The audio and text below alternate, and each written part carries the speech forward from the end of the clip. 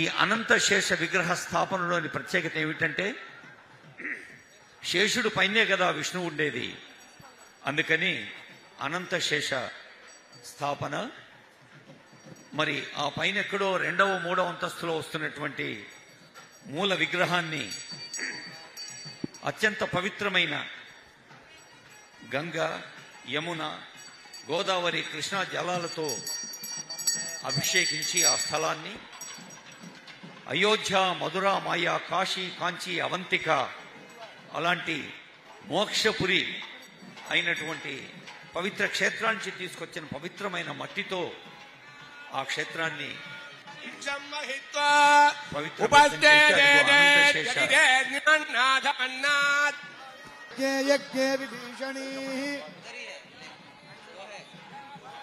జలశయనీ శ్రియం ధారాజా సచ్చందో పరిమేదిని స్వపరి దత్తంగాయ పత్నీం మహీం దేవీం మాధవీం మాధవప్రియా లక్ష్మీం ప్రియసఖీం దేవీం నమామి అచ్యుత వల్లభాం ధరాయై విద్మహే సర్వసిద్ధై చ ధీమహి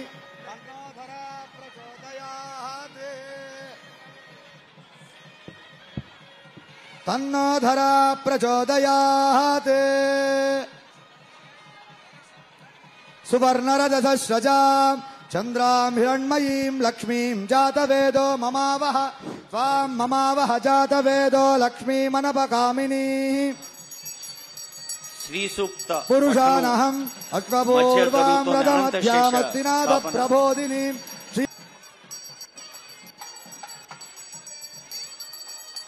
ఇంద్రైరేవ ధ్రువదృష్టాని సంచరన్నే ఇంద్రయేణ ధ్రువం ధ్రువేణ అవిషాః తత్పై దేవా అవిష్ఠువన్ అయం చ బ్రహ్మణస్పతిః.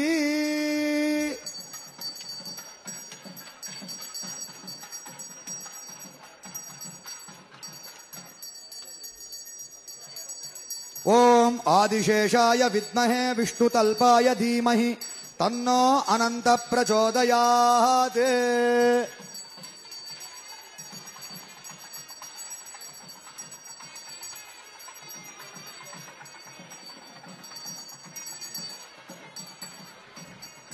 ఓం ఆదిశేషాయ విద్మహే విష్ణుతల్పాయ ధీమహి తన్నో అనంత ప్రచోదయాత్. ఓం నమో విద్మహే విష్ణుతల్పాయ ధీమహి తన్నో అనంత ప్రచోదయాత్. మంత్రహీనం క్రియాహీనం భక్తిహీనముదాసన యద్విదంతు మయా దేవ పరిపూర్ణం తదస్తుతే. తవ కర్మాత్మకాని వై తేషామశేషానాం కృష్ణాన్ స్మరణం పరం.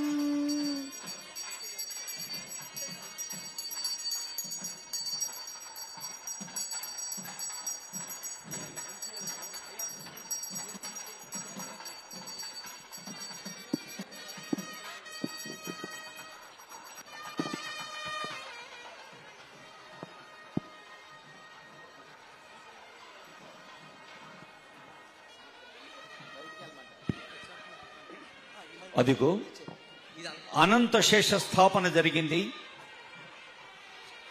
స్వర్ణకాంతులతో ఆశీస్సులందిస్తున్న అనంత శేషుడు, రజత కాంతులతో వెలుగులు పంచుతున్న అనంత శేషుణ్ణి ఈ భవ్యంగా నిర్మితంకానున్న ఆలయానికి ఒక పవిత్ర భూమికగా అనంత శేషుణ్ణి స్థాపించి వేదికపైకి వేంచేస్తున్నారు గౌరవనీయులైన ముఖ్యమంత్రి వర్యులు